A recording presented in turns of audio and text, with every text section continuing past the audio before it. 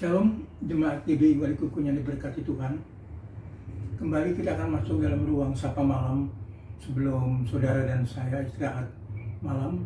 Biar kiranya firman Tuhan yang singkat ini menjadi perenungan bagi saudara dan saya, sehingga saudara dan saya siap untuk menjadi pelaku-pelaku firman Tuhan. Saya percaya siapapun, setiap saudara dan saya yang melakukan firman Tuhan adalah orang-orang yang sangat berbahagia. Bapak Ibu yang terkasih dalam kasih Tuhan, malam hari ini saya akan mengambil tema dalam perenungan, yaitu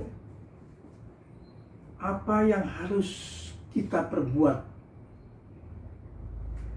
Judul tema renungan malam hari ini, apa yang harus kita perbuat. Setelah kita menerima Yesus sebagai Tuhan dan Juru Selamat, setelah kita menerima firman-Nya yang begitu luar biasa, yang mengubah hidup setiap kita semua. Dari hari ke hari, firman Tuhan diizinkan untuk mengubah hidup setiap saudara dan saya. Pada suatu titik, banyak di antara kita, banyak orang-orang percaya bertanya, kita harus berbuat apa lagi? Pertanyaan ini yang kadang-kadang muncul.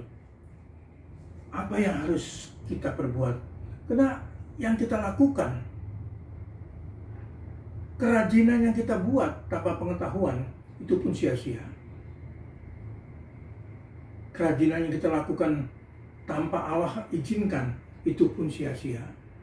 Jadi biar kiranya renungan firman Tuhan yang singkat malam hari ini bisa mengubah kehidupan setiap saudara dan saya.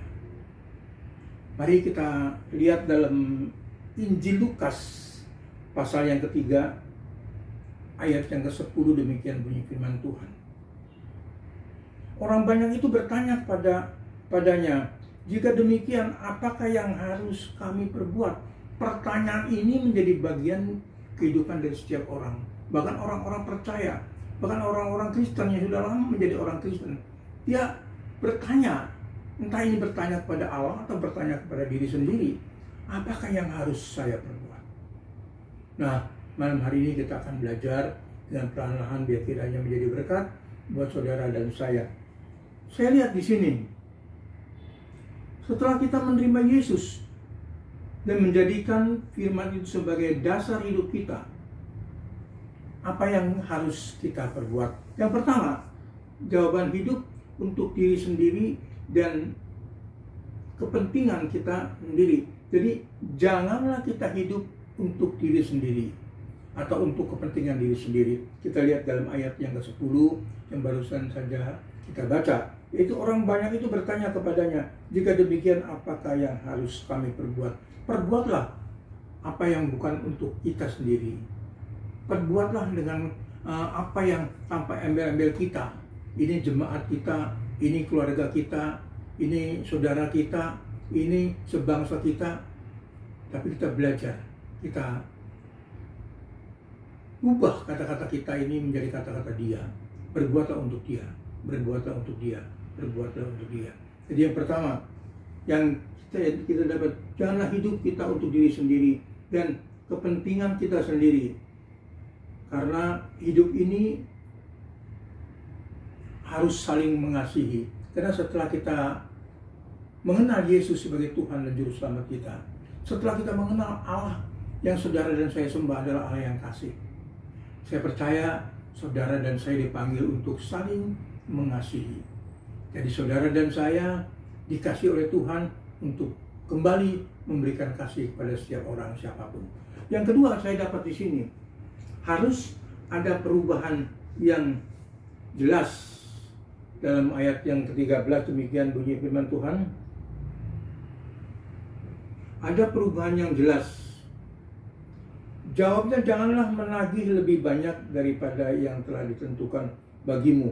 Jadi kita perbuat segala sesuatu dengan jelas.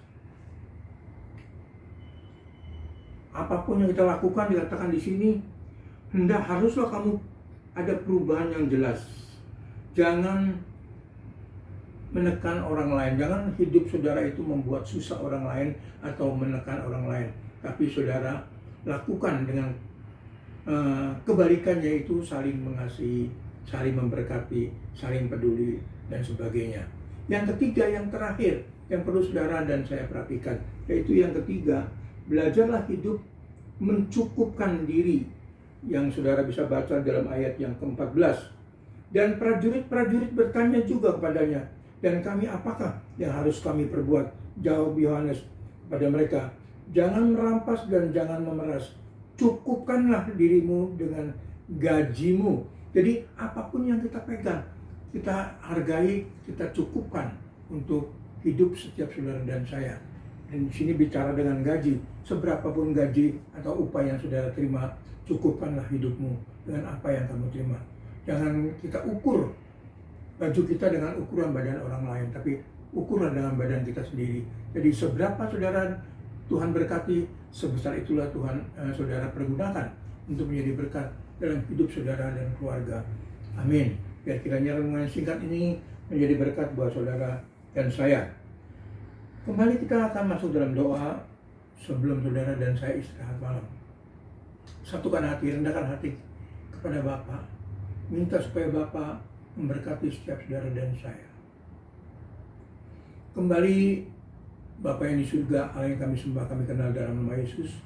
Kami bawa sidang jemaat-Mu, Bapa, tidak ada yang tertinggal, Bapa. Kami bawa kehadirat takhta suci-Mu, Bapa. Biar kiranya Bapa sendiri yang memberkati setiap mereka. Bapa sendiri yang mengubah hidup setiap mereka. Tatkala mereka Bapa masuk dalam suatu kebingungan, apakah yang harus mereka perbuat? Berikan pengilhaman buat setiap mereka, Bapa, biar mereka bisa saling mengasihi, saling peduli, saling mencukupkan apa yang Bapa berkati buat setiap mereka semua. Berkati Bapa, berkati. Setiap berkat yang Tuhan curahkan bagi setiap mereka, biar mereka menyadari Bapa, berkat dari Tuhan itu berkat yang ajaib, berkat yang luar biasa. Biar mereka mampu untuk mencukupkan dirinya. Bapa berkati hidup nikahnya, Bapa berkati usaha pekerjaannya, Bapa berkati Bapa kesehatannya, Bapa berkati iman percayanya, Bapa berkati pelayanannya. Berkati setiap pergumulan kami semua Bapa, yaitu kami mau menolak virus corona Bapa dari muka bumi Indonesia, bahkan dari dunia ini Bapa. Terima kasih Bapa, dalam nama Yesus, biar tangan perkasa-Mu mengusir virus corona. Haleluya. Amin.